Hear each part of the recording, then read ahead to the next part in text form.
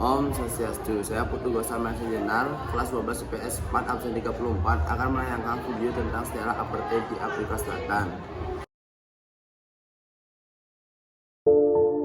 5 Desember 2013, langit Afrika terasa mendung. Duka menyelimuti masyarakat Afrika Selatan dan seluruh warga dunia atas meninggalnya Nelson Mandela, pejuang kemanusiaan dan persamaan hak sipil. Tokoh yang seringkali memakai batik dalam pertemuan internasional ini akan selalu dikenang dengan keberaniannya melawan dan menghapuskan diskriminasi rasial yang dikenal dengan politik apartheid.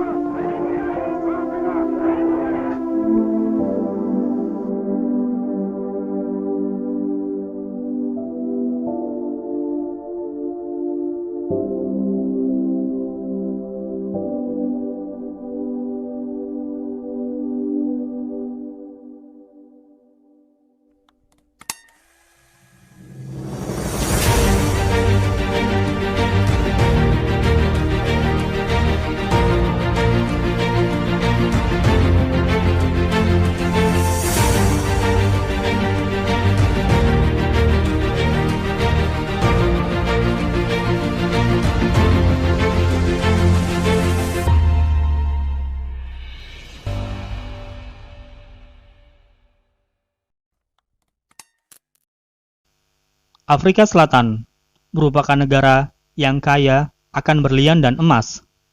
Kekayaan ini menyebabkan Afrika Selatan tidak luput dari imperialisme negara-negara barat. Sejak abad ke-17, Belanda telah mendirikan koloni di Afrika Selatan. Orang-orang Belanda yang sudah lama menetap di Afrika Selatan disebut kaum Boer. Para pemukim Belanda di Afrika Selatan yang sudah terpisah selama ratusan tahun dengan tanah leluhurnya, mengalami percampuran kebudayaan yang membuat terciptanya budaya dan bahasa baru, yaitu Afrikaner. Penemuan emas di daerah kaum Boer membuat Inggris berhasrat menguasai daerah-daerah yang berpotensi secara ekonomi. Alhasil, perebutan wilayah ini memicu pecahnya perang Boer antara penduduk keturunan Belanda dengan Inggris sejak 1880 hingga 1901. Akhir perang ini dimenangkan oleh Inggris. Setelah perang Boer, benih-benih apartheid muncul. Apartheid merupakan kebijakan pemisahan secara rasial yang terdapat di Afrika Selatan. Kata apartheid sendiri berasal dari bahasa Afrika yang berarti pemisahan. Pada tahun 1910, Inggris membentuk Uni Afrika Selatan, kemudian membentuk struktur dan kebijakan politik rasial baru di negara tersebut. Kebijakan rasial dan diskriminatif dapat terlihat ketika Inggris memberlakukan pembatasan terhadap hak legislatif masyarakat kulit hitam di Afrika Selatan. Kebijakan apartheid tertuang dalam Natives Land Act yang diundangkan tahun 1913 oleh Parlemen Afrika Selatan. Undang-undang itu melarang kepemilikan tanah oleh orang kulit hitam. Penduduk Afrika Selatan lantas digolongkan menjadi 4 golongan besar, yaitu kulit putih atau keturunan Eropa, suku bangsa Bantu, yaitu suku asli di Afrika Selatan, orang Asia yang kebanyakan berasal dari Pakistan dan India, dan orang kulit berwarna atau berdarah campuran, di mana kelompok Melayu Cape termasuk di dalamnya. Dalam stratifikasi ini, suku Bantu menempati posisi terendah. Tindakan rasial dilanjutkan oleh Perdana Menteri Afrika Selatan, Daniel Francois Malan. Malan memperkenalkan apartheid sebagai bagian dari kampanye Partai Nasional pada pemilihan umum pertama tahun 1948. Dengan kemenangan partai ini, apartheid menjadi kebijakan politik pemerintahan Afrika Selatan hingga 1990. Tahun 1950, grup Area X diundangkan. Undang-undang itu menentukan pemukiman yang terpisah bagi setiap kelompok rasial. Dalam hukum undang-undang tersebut, terdapat pembagian ruang hidup antara ras-ras di Afrika Selatan. kulit putih berhak atas 87% wilayah Afrika Selatan.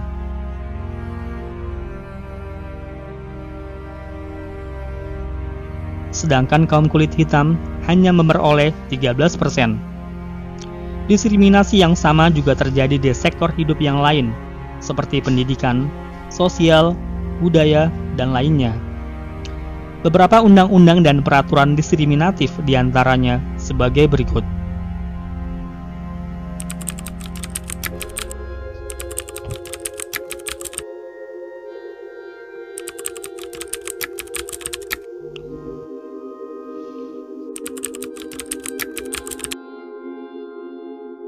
Perlawanan terhadap diskriminasi bukannya tidak dilakukan.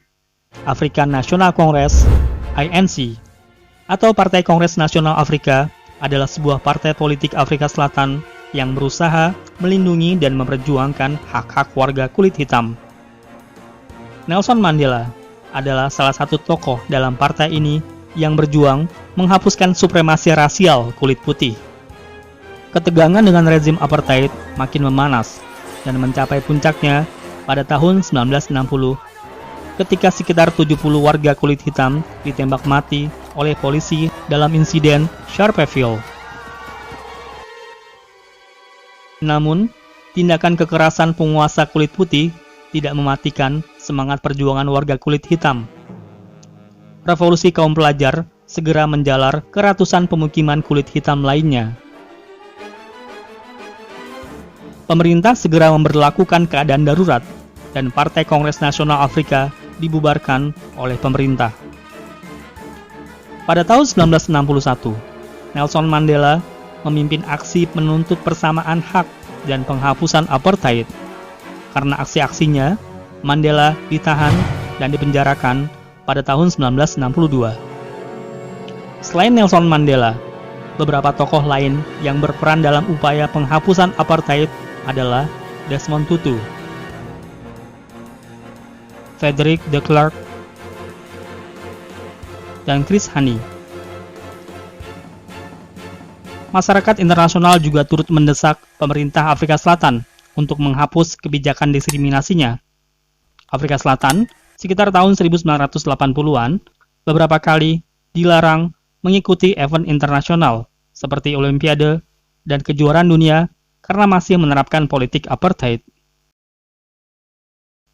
Majelis Umum PBB mengadopsi resolusi yang mengutuk kebijakan rasis apartheid di Afrika Selatan pada 6 November 1962.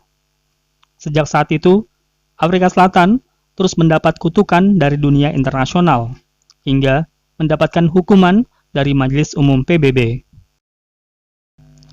Pada tahun 1989, Frederick Willem de Klerk, seorang tokoh moderat yang berasal dari partai penguasa, terpilih menjadi presiden. Dalam beberapa bulan setelah dilantik, de Klerk mengumumkan penghapusan larangan terhadap kelompok-kelompok anti-apartheid, termasuk Partai Kongres Nasional Afrika, pembebasan Nelson Mandela, penghapusan undang-undang darurat negara, dan permulaan negosiasi dengan berbagai pihak. Pemerintahan de Klerk membuka jalan bagi penghapusan sistem apartheid dengan mengadakan referendum. Hasilnya, 2/3 pemilih setuju untuk mengakhiri sistem politik apartheid. Upaya reformasi diteruskan de Klerk dengan menyelenggarakan pemilihan umum yang demokratis dan terbuka bagi semua ras pada 27 April 1994. Pemilihan tersebut dimenangkan oleh ANC, dan Nelson Mandela terpilih menjadi presiden kulit hitam pertama Afrika Selatan.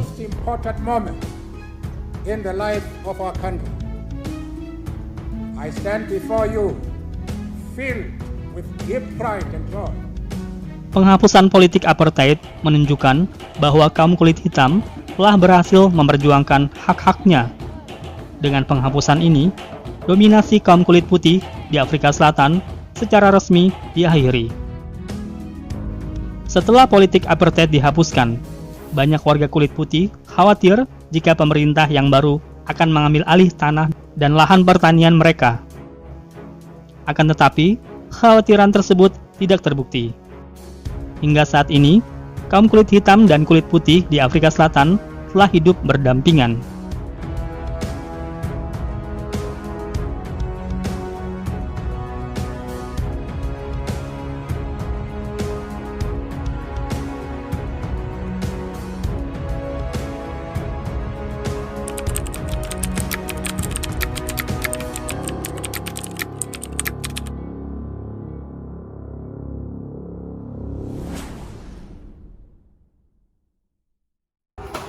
Sekian video dari saya.